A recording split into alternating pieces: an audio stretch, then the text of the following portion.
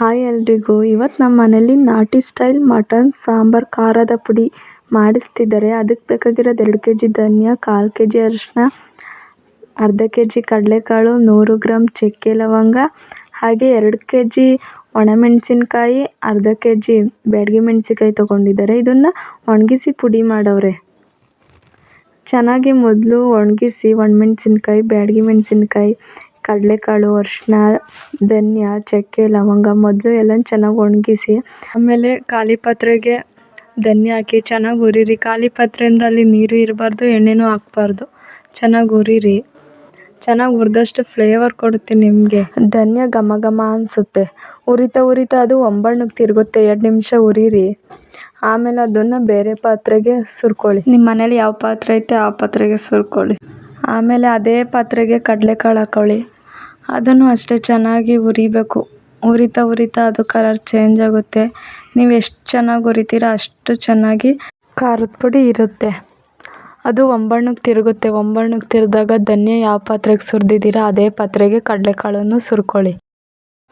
ಆಮೇಲೆ ಚಕ್ಕೆ ಲವಂಗ ಹಾಕಿ, ಚಕ್ಕೆ ಲವಂಗನೂ ಅಷ್ಟೇ ಚೆನ್ನಾಗಿ ಫ್ರೈ ಮಾಡ್ತಾ ಅದು ಫ್ಲೇವರ್ ಕೊಡುತ್ತೆ. ಈ ವಿಡಿಯೋ ಇಷ್ಟ ಆಗಿದ್ದರೆ ಲೈಕ್ ಮಾಡಿ, ಶೇರ್ ಮಾಡಿ, ಸಪೋರ್ಟ್ ಮಾಡಿ, ಸಬ್ಸ್ಕ್ರೈಬ್ ಮಾಡಿ.